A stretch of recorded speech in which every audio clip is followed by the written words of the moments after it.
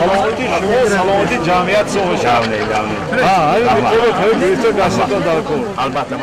майёри милитсия Меҳроҷиддин Абдуллоев мегӯяд ки нисбатан беҳтар гардидани вазъи эпидемиологӣ ва пурра ба фаъолият пардохтани бахши савдову хизматрасонӣ шаҳрвандонро дар масъалаи бемории коронавирус то ҳадде бепарво кардааст. Иде акнун ҳатто истифодаи ниқоби тиббӣ дар ҷойҳои ҷамъиятӣ, риояи меъёри масофа ва худдорӣ намудан аз саломи дастиро ҳам зарур намедонанд. Ин тамоюл бошад хеле хавфнок аст, зеро агарчи ковид то андозае дар муқобили тадбирандешиҳои инсоният каме ақибнишинӣ карда бошад ҳам комилан маҳв нашудааст. Аз ин хотир майёри милитсия мувофиқ ба дастури роҳбарияти шуъбаи дуюми вазорати корҳои дохилии ҷумҳурии Тоҷикистон дар шаҳри Исфара ҳамроҳи чанде аз ҳамкорон дар бозори деҳаи Чоркӯҳ бо баробари байни нафарони бениқоб тақсим намудани ниқобҳои муҳофизатии тиббӣ вобаста ба хавфу хатари ковид-19, роҳҳои сироят ва аҳамияти пешгирии он корҳои фаҳмондадиҳиро ба роҳ гузошт.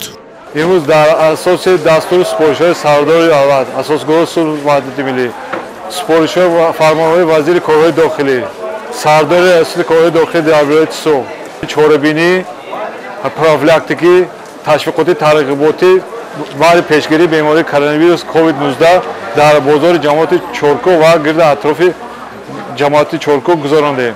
аз он ҷумла дар байни аҳолӣ корҳои фарди фаҳмондадиҳӣ риояи гигиенаи шахсӣ риояи масофаи иҷтимоӣ ҳамчунин истифода бурдани маводҳои безараркунанда фаҳмонда дода шуд ба шаҳрвандоне ки бениқоб дар ҷойҳои ҷамъиятӣ ҳозир гаштанд ба онҳо ниқобҳо тақсим карда шуда фаҳмонда дода шуд ки дар оянда ҳатман бояд риоя кунанд. аз ҷумла дар вақти гузарондани чорабинӣ гурӯҳи пешоҳанги авангарди шӯъбаи корҳои дохилӣ низ иштирок карда истода ҳамаҷонибо дастгирӣ карда шуд. кормандони ҷамоати Чоркӯ низ дар ин чорабинии мо фаъолона иштирок намуданд. дар оянда ин чорабиниҳои мо мунтазам дар доираи нақши чорабиниҳо ташкил карда гузаронда мешавад. маврид ба зикр аст ки дар ин азминек нозири калони гурӯҳи пешгирӣ аз ҳуқуқвайронкунӣ байни ноболиғон ва ҷавонони шуъбаи дуюми вазорати корҳои дохилии ҷумҳурии Тоҷикистон дар шаҳри Исфара Меҳроҷиддин Абдуллоев аз ҷониби гурӯҳи ҷавонони авангарди назди шуъба дастгирии ҳаматарафа ёфт. сарвари авангарди деҳа Абдураҳмон Авезов мегӯяд ки аъзои гурӯҳи ӯ наздик ба 200 нафар буда қаблан ҳам қариб дар ҳамаи гардишҳои санҷишии кормандони милитсия оид ба пешгирии ҳуқуқвайронкунӣ байни ноболиғон, таҳкими тартиботи ҷамъиятӣ ва мустаҳкам намудани риштаи муносибатҳои дӯстӣ бо ҷавонони деҳоти назди сарҳадии ҷумҳурии Қирғизистон ширкат варзидаанд.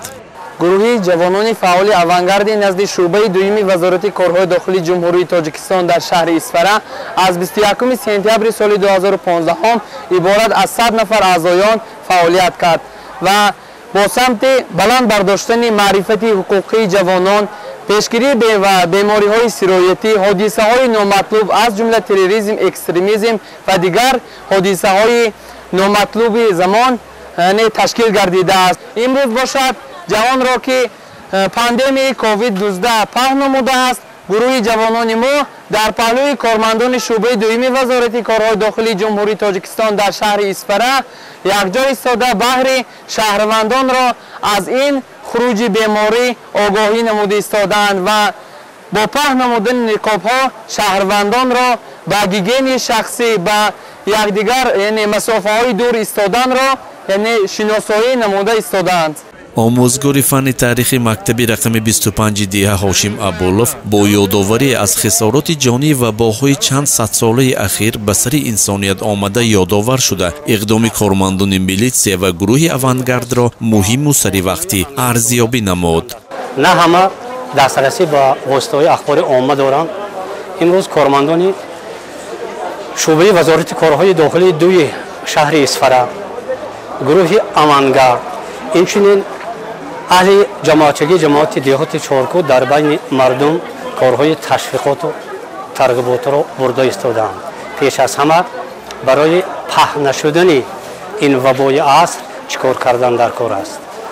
ва мо ҳамчун як сокини ҳамин деҳа бо дили ҷон ин иқдоми пешгирити вазорати корҳои дохилии Исфара ду ва گروه اوانگارد رو دستگیری می‌نمایند.